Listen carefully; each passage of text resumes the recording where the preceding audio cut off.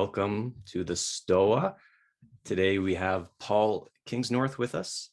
Paul is a former pagan and current and fellow Orthodox Christian and a longtime environmentalist who co-founded the Dark Mountain Project. He's the author of many books, including The Confessions of a Recovering Environmentalist and other essays. And he has a Substack that is pretty fire these days, and one of the only ones I actually paid for subscriber to. And he's gained some attention with his recent pieces titled The Vaccine Moment, which has 3 parts. The latest one was released this morning. It was actually David Fuller from Rebel Wisdom, who's also here today, who sent me Paul's The Vaccine Moment piece when it came out. And it inspired me to reach out to Paul, invite him to the Stoa. And I sent Paul my thesis, antithesis, polarity spell piece, which he quite liked and included in his follow pieces. So we're going to be talking about all that today.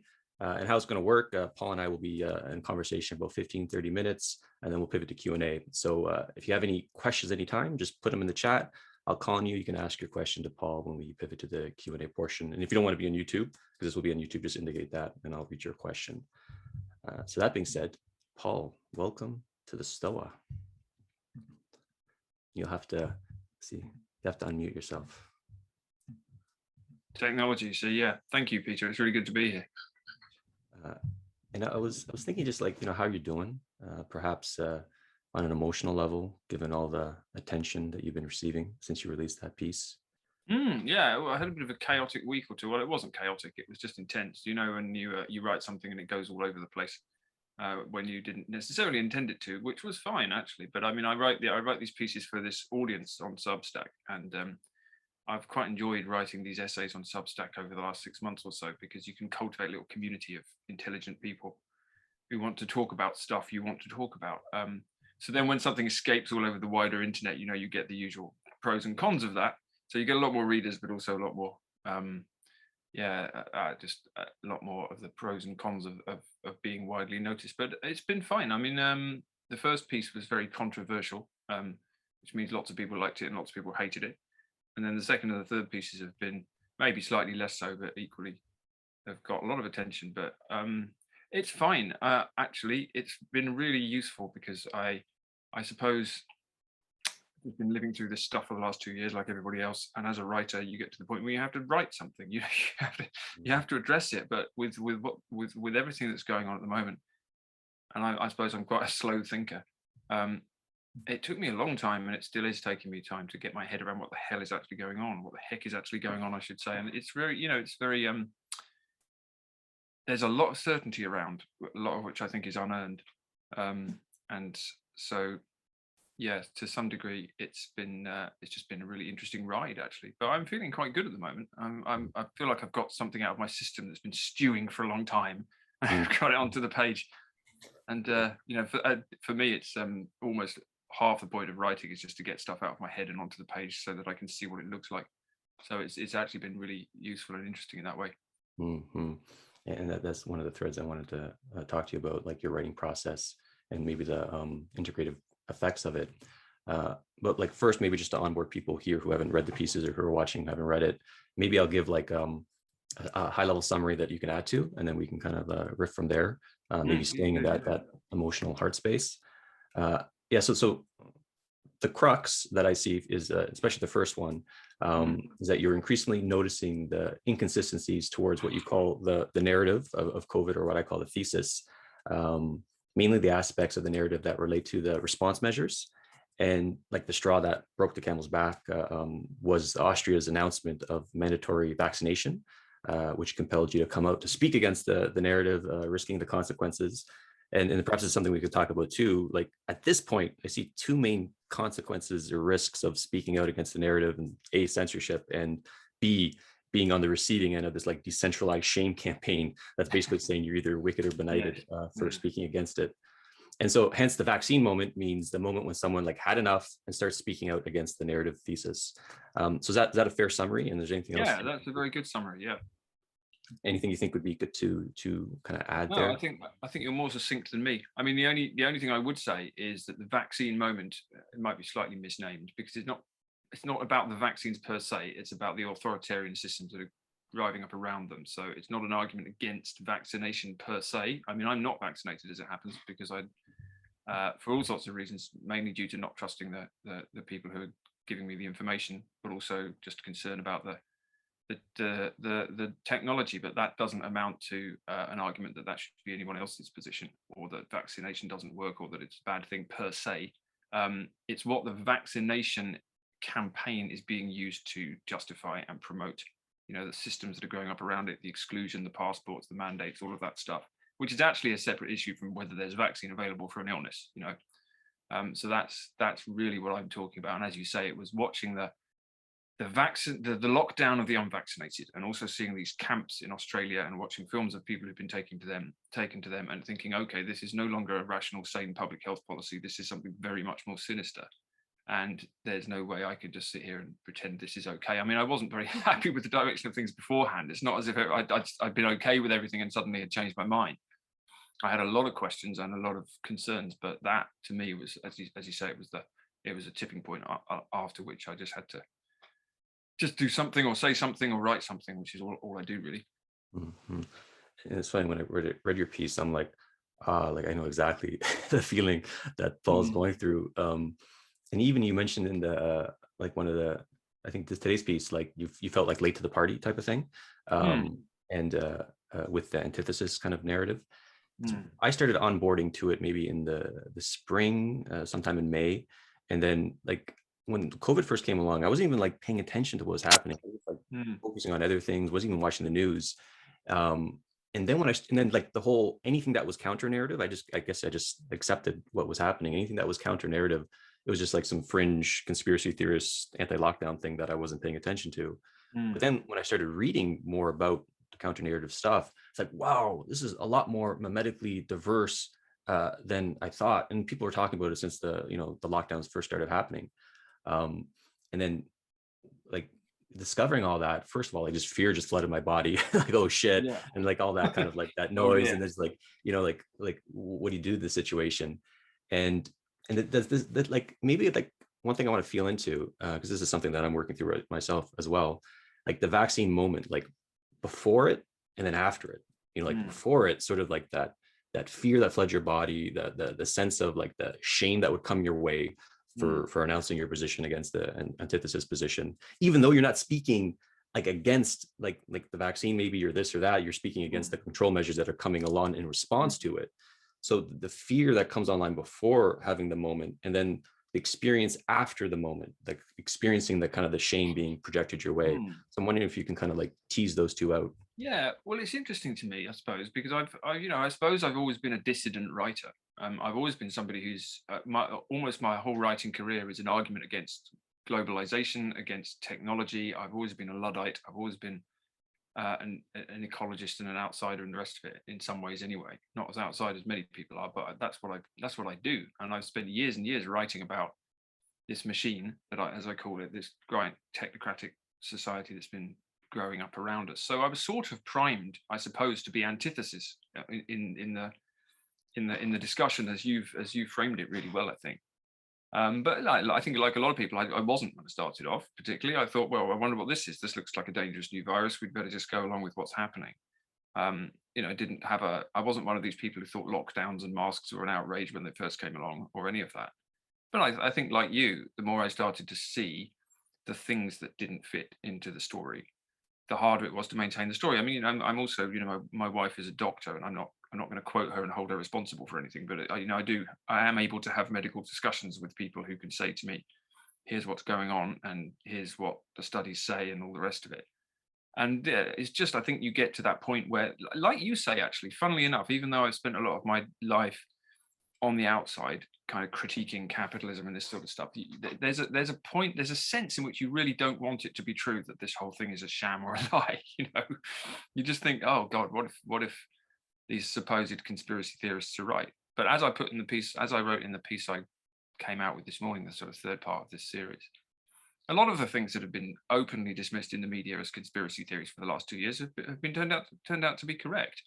I remember the articles about how vaccine passports were a conspiracy theory, and mandates were a conspiracy theory, and quarantine camps were a conspiracy theory. So it doesn't follow from that, obviously, that every theory is correct, but there's something funny going on. And in terms of speaking out, yeah, I suppose partly I mean, I've been mobbed on social media before for having incorrect opinions, so it's not a new experience for me.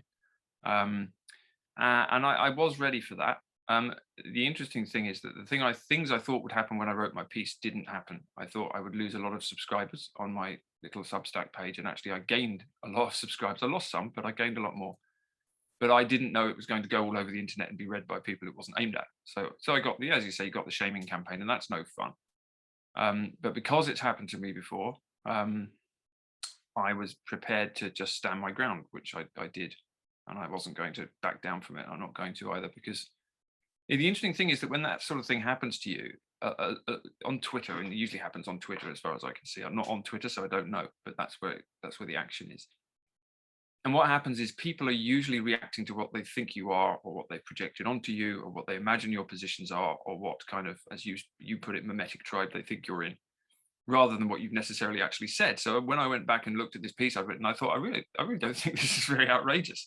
It doesn't seem to me to be particularly shocking, from my point of view. I mean, it's certainly counter narrative, but as you say, it's there's a sense that those shaming campaigns that happen every 5 minutes now are not really ever about what anybody's actually said. They're about power, and they're about tribalism, and they're about what it's acceptable to have in the public conversation. So yeah, as I say, that's not fun, but because it's happened before, and because it's happening so commonly to everybody now, it doesn't, it's not pleasant to have it happen to you, but it doesn't sort of knock me off course or anything. Right, I mean, right. in some ways, actually, that sort of attack, because I'm quite stubborn, actually makes me more determined to dig in and keep going down the path I was going down. And what's also interesting, just finally, is that when people want to attack you, they usually do it on social media. When they want to compliment you or just have a discussion with you, they email you. And I found that over the years, again and again and again, is that, people who really want to have a conversation with you, even if they want to disagree with you, or tell you why you're wrong, but who want to treat you like a human being, they will send you an email. Whereas somebody who wants to represent you as a thing that they'd stand against will go for you on, say, Twitter, because especially if you're not on there like me, because then there's no danger of actually the symbolic thing that they've created actually responding like a person. So yeah, but these are the times. We've all seen this a million times. One thing I'm curious is just like, who are you writing for and to?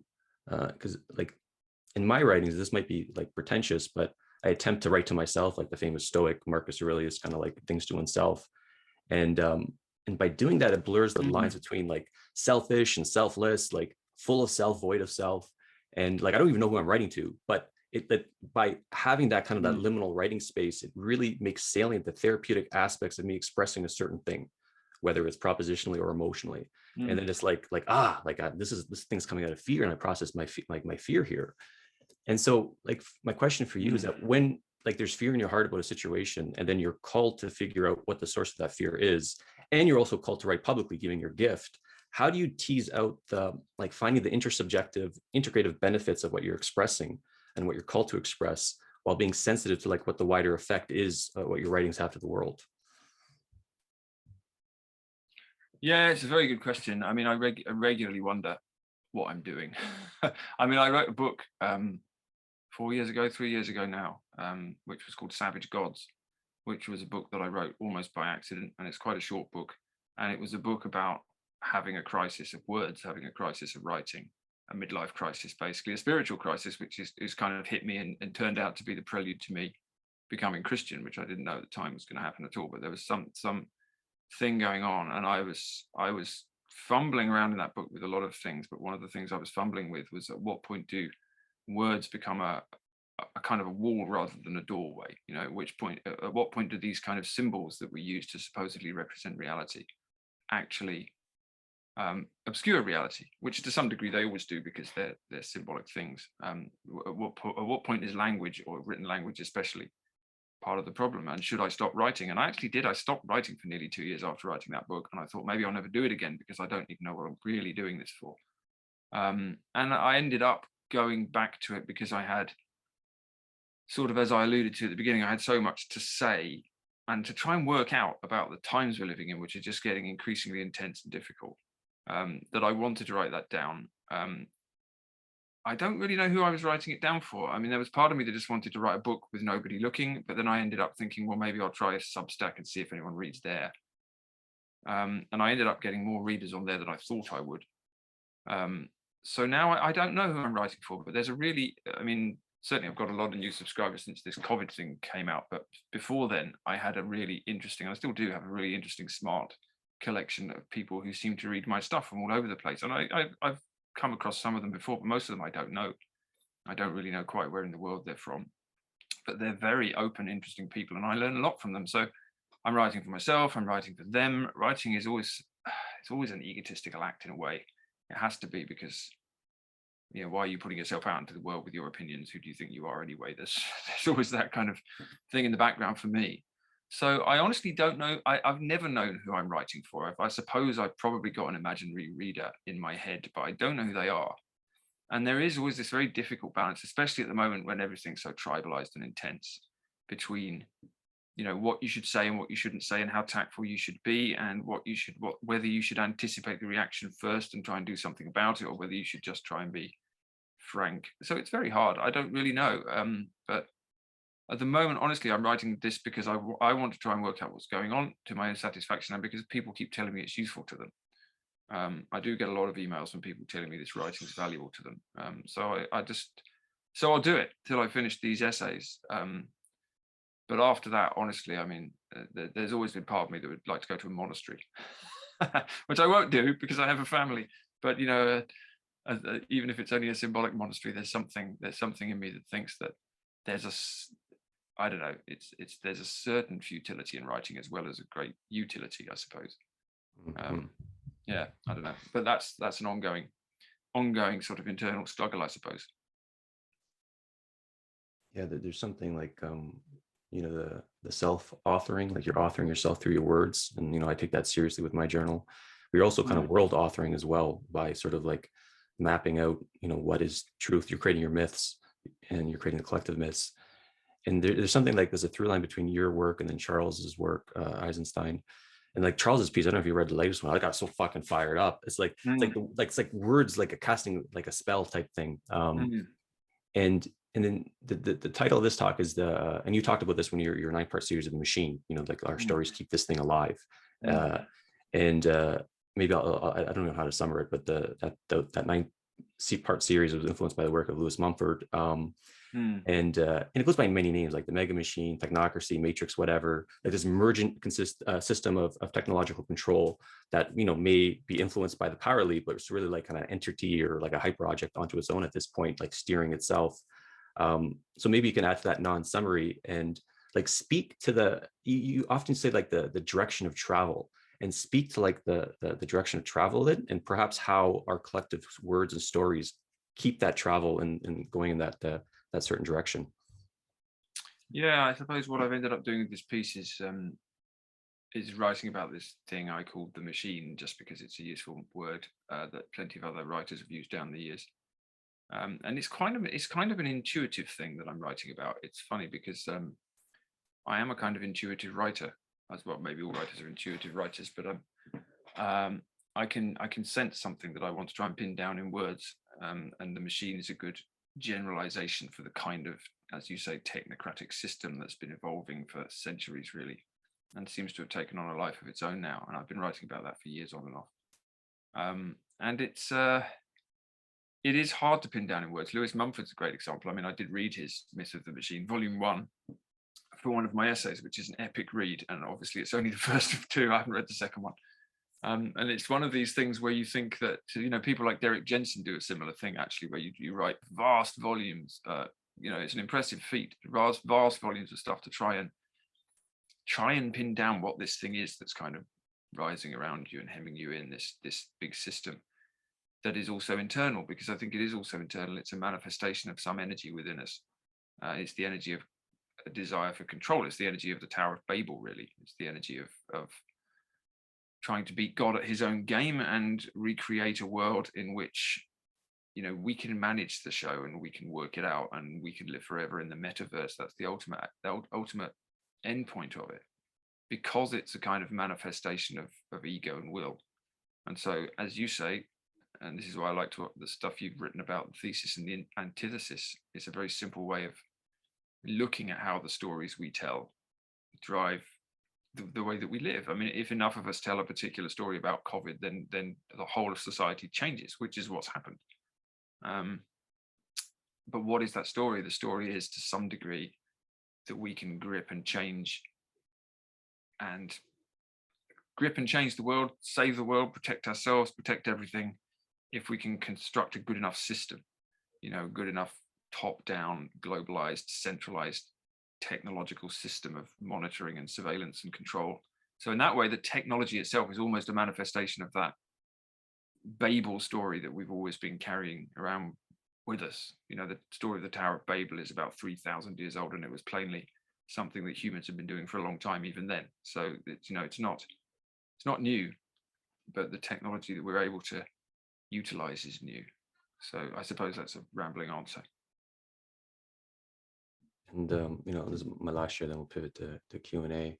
Like I remember when I read the 9-part machine piece on your Substack, it was just like, oh, like I felt so like hopeless in my body, like all these negative feelings came. Like I don't want to like despite what the truth value of it is, I didn't want to listen to this story in a way. And then you kind of like hinted at this. I'm going to actually share this on my screen again with your latest Substack piece. You ended to read the highlighted parts. The machine, the technium, the metaverse, whatever our name is for the 21st century Babel, and however overwhelming it seems to us in the moment, it can never conquer in the end, because it's a manifestation of human will and not the will of God. If you don't believe in the will of God, call it the law of nature instead. Either way, it speaks to the same thing. It says gently or firmly, you are not in charge. I can't pretend to understand all this. All I have is my intuition in these words, but I think that the world is more surprising and more alive than I sometimes see or even want to believe. I think the Corona moment highlights an ancient ongoing struggle between the spirit of the wild and the spirit of the machine. And this is the struggle that goes inside all of us every minute of the day. And this like maps perfectly to my intuition.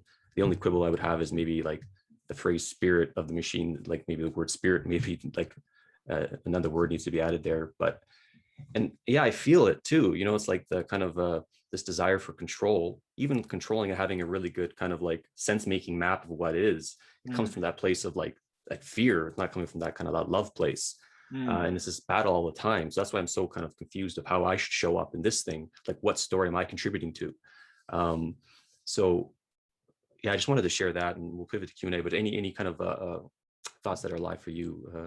Yeah, it's interesting because I actually said in the essay as well that that I'm talking about the Great Reset and all the conspiracy theories around it and what's actually true around it. I don't know what's true around it is this globalist corporate desire for control. But as you say, trying to get a full understanding of everything is also a desire for control. My essays are a desire for control, and I did mention that in the piece, that, and some people have said that to me before, and they're quite right to say it. That it's like, what are you trying to do here? Work the whole world out? and the answer is yes, in a gentle way. But no, it's not that I'm trying to work the whole world out. It's that I'm trying to get a grip on, to some degree, the picture that we're coming to. But ultimately, it is the telling of a story, and telling a story is the desire to, if not control, then to obviously understand, to put a narrative framework around the world, which we all do all the time, because otherwise it's chaos. So we have to have a story, and the story has to map reasonably well to reality, and we get in trouble when it doesn't. That's probably the big picture, isn't it? We all, it's easy to go down rabbit holes, as everybody's constantly saying at the moment. And all we're doing at the moment is arguing about who's gone down a rabbit hole and who hasn't. You're the one who's gone down the rabbit hole. No, you have. You're the conspirator. No, you are. And so you get, it is exactly a battle over stories. It's exactly that. And I actually did, you wrote somewhere, when I was reading your original piece that I quoted from, the thesis antithesis piece, I think, or maybe it was somewhere else. I can't remember exactly what you said, but it was the notion that people who have a sort of a spiritual understanding of the thing, whether they're religious or not in any formal sense, are seeing something different somehow. Maybe you can remind me what you actually said, but it was quite striking to me that there's a if you're looking at it on that level, I'm not suggesting it's superior, but if you're looking at it from that perspective, then you see a different story. And I feel like that's what I'm doing, and that the facts matter, the facts of the matter are important, right? But that's not quite where we're engaging from. You can feel or intuit or see something different if you're coming at it from that way. But Maybe I'm quoting you wrong. Like one thing that's cool about the Stoa is like so mimetically diverse. I see all the mimetic tribes, and so like the ones that seem to have some sort of access to spirit or can speak through the spirit, whether they're Orthodox Christians or like, you know, post-progressive integrals or like the California kind of hippie types. They're all sort of like gesturing towards antithesis, but with different kind of mimetic borders. But the kind of the theme is the same, is that like, you know, consciousness is being under attack. It's being, you know, sovereignty is being threatened. Yeah, and then I guess the last thing I'll say is that the polarity spell piece, that with the term polarity spell, it's like, doesn't matter if your thesis or antithesis, if you're coming from a source of fear, then you're like casting the same spell for a society of control. Yeah, I think that's a good point. I think that's and I see that all the time. I mean, I know exactly what you mean about, you know, even the act of writing about some of this is just unpleasant sometimes. And I do try and balance it out. It's one of the things I was trying to do at the end of my essay today, is saying, look, actually, I do think there is a hope abroad. And I didn't just say that because I'm trying to cheer people up. I genuinely think that, you know, it's not the darkness is not total, but it's difficult to write about these things, and they seem to be things I'm drawn to write about. So I've been doing it for years, but you know, you have to be careful that you don't stare into the abyss so long that it stares into you, you know. And actually the religious faith helps greatly in that, because I think I used to do that to some degree, certainly when I was writing for Dark Mountain. I don't feel like I'm doing it anymore. I feel like I've weirdly enough, my religious faith gives me a kind of shield that I can look into Medusa's eyes with without getting turned to stone, it feels. But yeah, you know, it's difficult to try and look at it, actually. But then the alternative for me, I suppose, has always been worse, because I can feel it going on out there. And there's something in me that wants to try and work out what the thing is that's happening and whether I can do anything about it. And maybe that's a vainglorious thing or just a silly thing to do. But yeah, I mean, actually, as I wrote in the very first little introductory essay to this series I'm doing, it's like I did try for 2 years to be a farmer. You know, I mean, I live here in Ireland. I've got a little small holding. I've spent a couple of years working on the land and doing bits and pieces, and that was all very nice. But there was something that I couldn't put down, which is seeing how rapidly the world was shifting, and just having to, for whatever reason, having the drive to try and pin it down. And you know, it's possible I'll just get buried under the weight of the whole thing and it just will collapse on top of me. But at the moment, it feels like something I have to keep doing.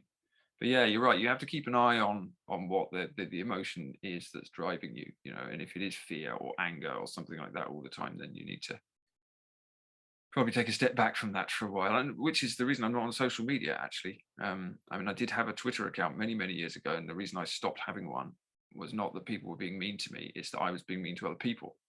I mean, I looked at myself on that Twitter account, and a few other people said it to me as well, and they said, this is not actually what you're like as a person. And I thought, this is bringing out absolutely everything that's the worst aspect of me, you know, because I'm just as capable of being cruel and bitchy and mean and all the rest of it as anyone else is.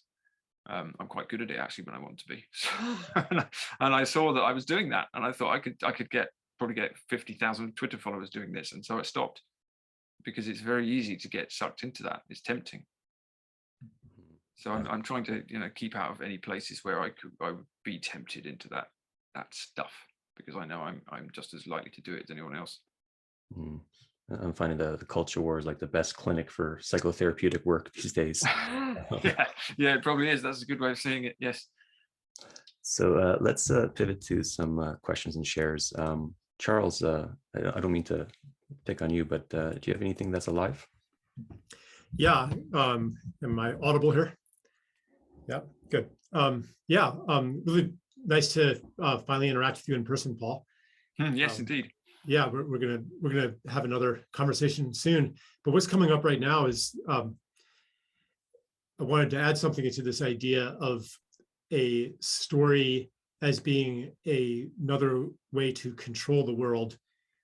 That there's another way to look at it, which is that to tell a story about the way things are does not have to be this like controlling attempt to fit everything into your categories and narratives and to impose understanding onto chaos and so forth, because that idea of what a story is and does assumes that assumes like this kind of centrality of the human being, whose job it is to impose intelligence and meaning onto a world that fundamentally has none. But many cultures saw their stories as coming from a different source. They didn't think that they made up their stories, but that they were given stories, and that we have a capacity to recognize some stories as true, independent of whether they correspond to fact. And so I wonder if Paul, you might kind of know what I'm talking about here, like this idea of tuning into the story and being the speaker, the teller of a story, the servant of a story, and therefore being in a more humble position relative to the truth. Yeah, I really like that. It's interesting because I've written 3 novels as well, and whenever I'm writing a novel, that's exactly what's happening. Well, that's how I feel. That's what I feel is happening. And anyway, and a lot of other fiction writers will say that, and many poets as well, that when you're creating, well, not creating, when you're writing that kind of story, you do feel much more like you're channeling something that's coming from elsewhere, and that your job as a fiction writer is to get the structure of it right, to be able to tell the story correctly, but you didn't create it. And that's exactly how I feel about all the fiction I've written. But it's much harder with nonfiction. Maybe that's just because it's me, or maybe it's because nonfiction is ostensibly at least coming from a very kind of rational, calculative place, and fiction isn't. It's a different thing. I mean, it's writing these essays is kind of head work all the time. It's much, much less creative and much less fun, actually, I have to say. But you're right, though. You are right, and I think that's also a religious perspective as well. You know, I mean, the great story, if you're a Christian, is not coming from you. The great story, if you have any faith at all, in any culture, is not coming from you. As you say, you're the teller of it. I find it much harder to do that as a non-fiction writer, I think, because I feel like I don't know, all the essays I've written in this series are many of them are based on sort of great books by other writers I've read. So actually they're very openly, deliberately building on lots of work that's already been done. I don't think I've ever had an original idea in my life. All I'm able to do is sort of pick up on streams that are out there. So in that sense, I'm not claiming I'm telling a new story or anything like that. But yeah, I think it's a really good point, and it's a much healthier way to see yourself as a storyteller, actually, that to see yourself as in service of a story rather than some grand intellectual who's created a new one that we all ought to be following. But yeah, I find it harder in nonfiction to do that. I think I do slip regularly into the sort of space where I want to not necessarily control the world, but understand it all, which is that's kind of the road to madness, isn't it? As soon as you start to imagine you can understand anything on that level. But yeah, yeah, it's a good point though. Yeah, I mean, I could follow up at length, but I think I'll probably, save it for another time. Cool.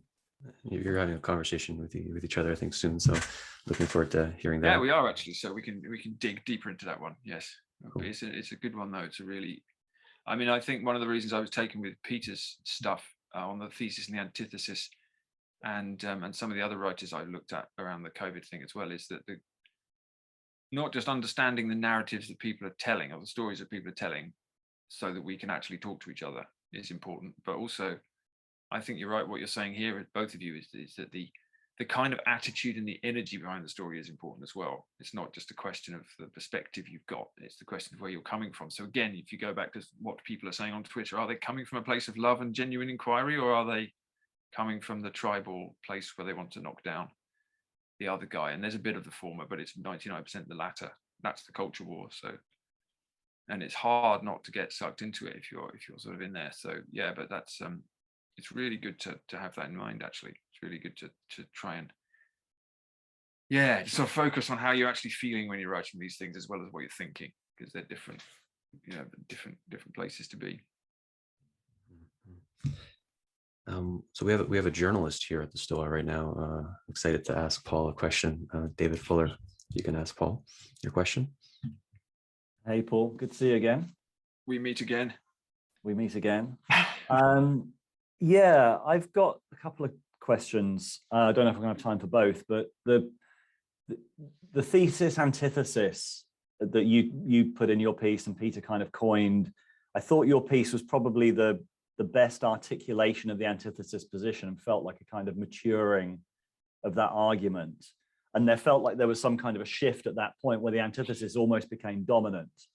So it was interesting when you said that you thought you'd lose subscribers. I remember reading it and thinking the opposite. I was like, oh my God, this is like exactly what it was. It felt so on the zeitgeist at the time.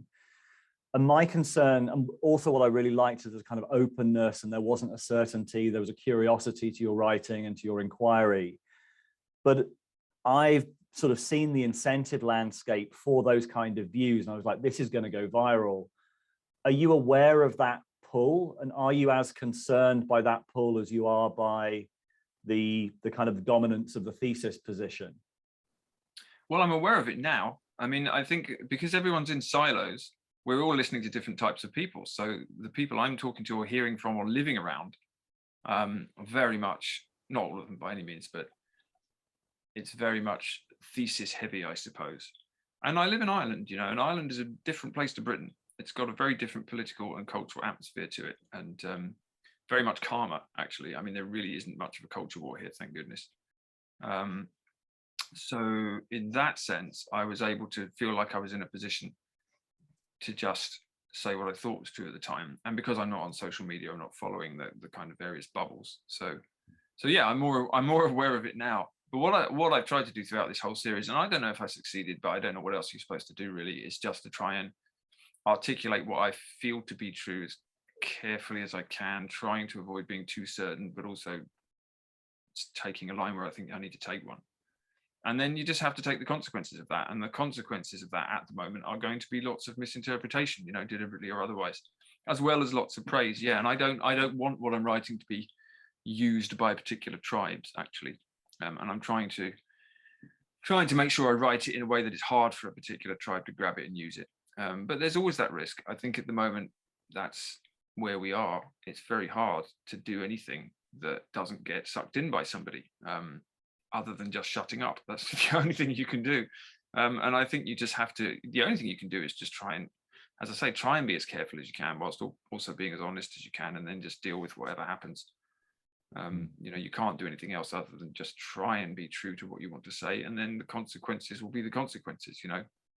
So, but it's interesting that you had such a different perspective in the first place, because, yeah, as I say, we're looking at different parts of the elephant, I suppose. Yeah.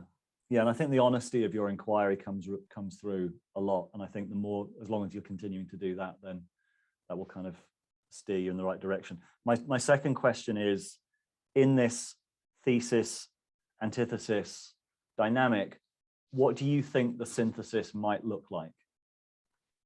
Yeah, I don't know. Do you think one's possible at the moment? It's very hard to know, isn't it? I mean, I think on a personal level, you can talk to people. Not everybody, but on a personal level, you can. I think on the internet, you probably can't. And I think in the news media, you probably can't. And I think in the kind of raging public debate, you probably can't. But I talk to my neighbors about it all the time. And actually, what I find, certainly with the people I'm talking to, and I've got a very large, you know, I live in rural Ireland, but actually there's probably more diversity of opinion here than there is certainly on Twitter.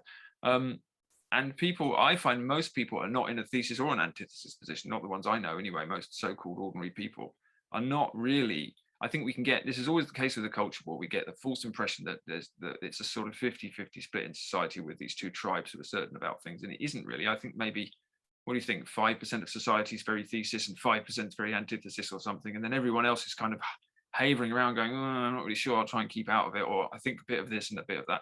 A lot of my commenters said that on the pieces I've written. They said, well, you know, I'm not really in either of these places. You know, I've been vaccinated, but I don't like mandates, and I'm not sure about this and I'm not sure about that, which I think is where most people are. And so again, yeah, just coming back to Peter, since I stole his idea, the whole notion of a synthesis that I think you talked about in your original piece, Peter, was listen to the fears of the other people.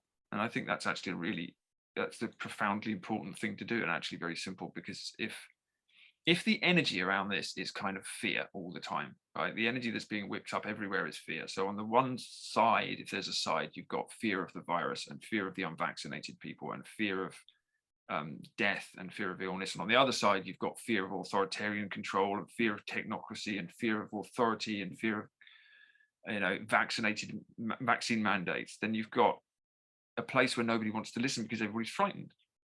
So you've got fear and outrage as well, actually, anger. And the anger comes from the fear.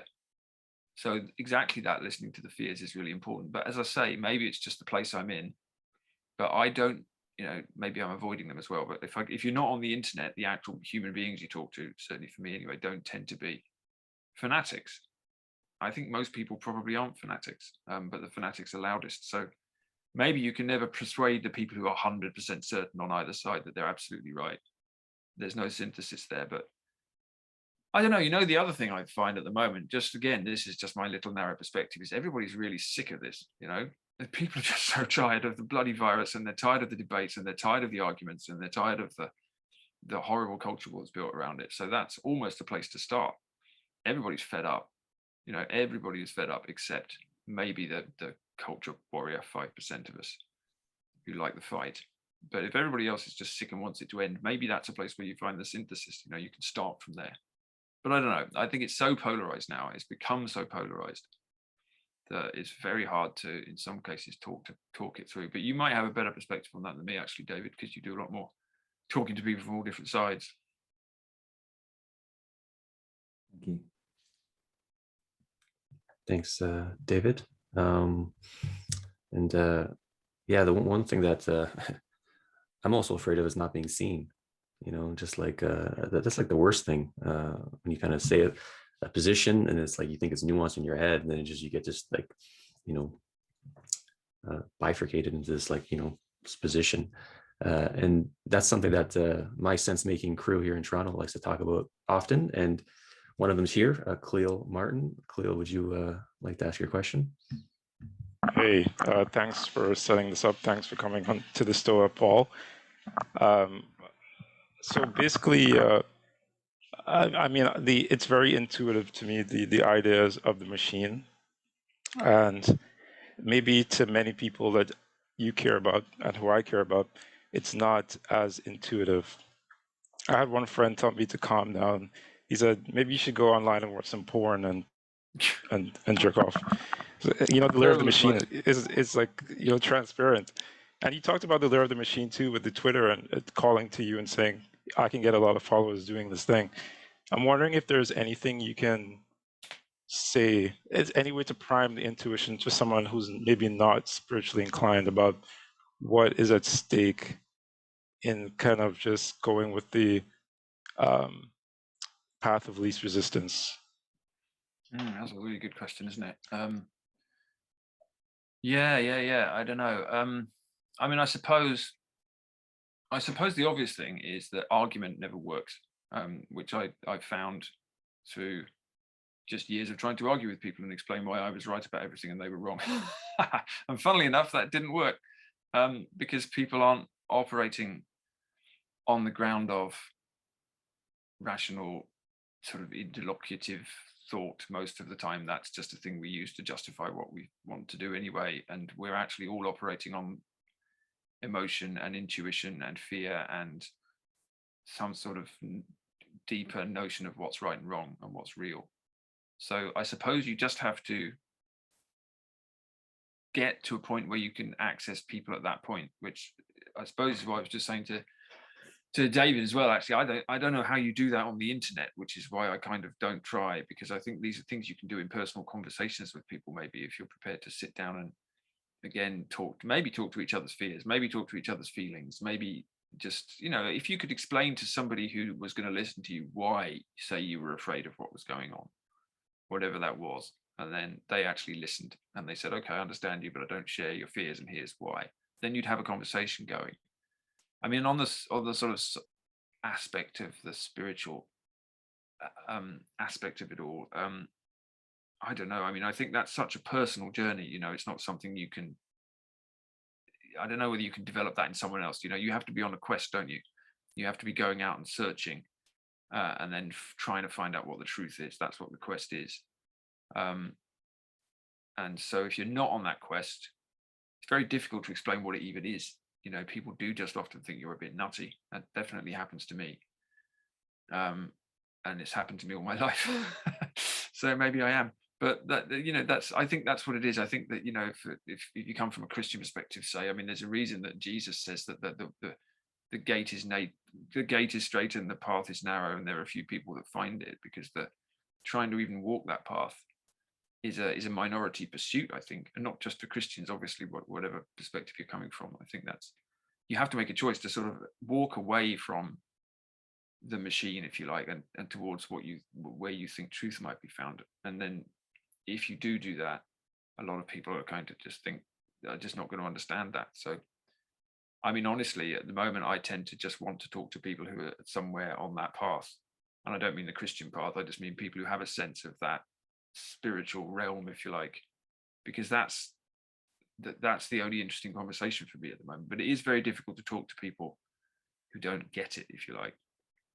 But I suppose, yeah, you just have to come at it from a perspective that's as open-hearted as possible, have an actual personal face-to-face conversation, rather than a internet thing. But I think also there's just going to be some people who don't get you, and there's going to be some people you don't get, and that's always true. So maybe recognizing that is part of the challenge as well. But there might be other people on here who have better answers than that, actually, in which case I'd like to hear what they are. Feel free to share your answers in the chat if you have any. But Khalil, do you have any follow-up share? I know, thanks. That was I know it's a hard thing, and I guess I want to get better at crafting invitations to that place, that comes from the heart. I want to get better at crafting invitations, but I will definitely subscribe to your, because I have to admit I didn't read your work, so maybe you have things that you came from your heart in there that can help me invite other people. But yeah, I'll definitely subscribe to that. So thanks. Well, you can tell me if they don't, because I mean, I think as a writer as well, there's always this temptation to there's always a sort of fireworks temptation when you're writing to make your writing kind of spectacular and fiery, and the more, obviously, the more polarizing and fiery you make your writing, the further it's going to go, and the more readers you might get, and also the more enemies you might get. But it's the opposite of being open-hearted. So I think I'm always struggling against that.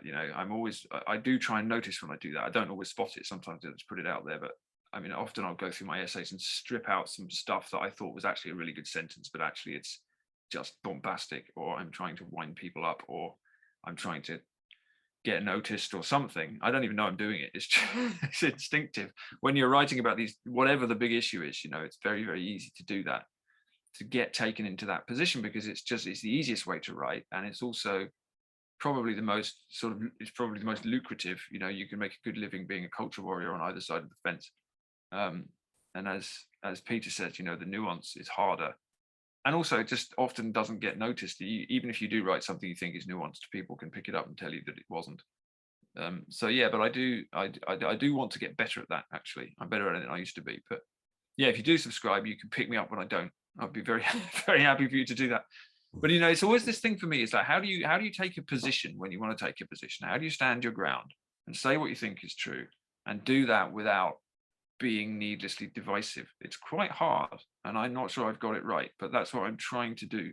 It's what I want to be able to do, because you can't be so, quote, nuanced that you never take a stand. You've got to take a stand, I think, and especially in times like this, there are things you need to take a stand against. But how do you take that stand without immediately getting into a trench and throwing bricks at the enemies? I don't know whether I know the answer to that, but yeah, I'm going to see if I can work it out. But yeah, all advice gratefully received on that one.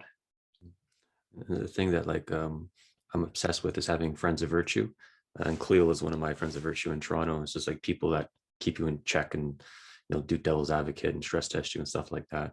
And maybe you can cultivate that with your readership. That's what I'm trying to do with mine. Yeah, well, actually, I have a few good friends like that, but I never. That's a great phrase, friends of virtue. No, I've got 2 or 3 friends in particular who read my stuff, and I would trust those people if they came to me and said, look, you've really got this wrong, this tone is bad, or you've got this wrong. And not necessarily in terms of just opinions about stuff or positions, but just in terms of tone and presentation. It's a really good way of looking at it, actually.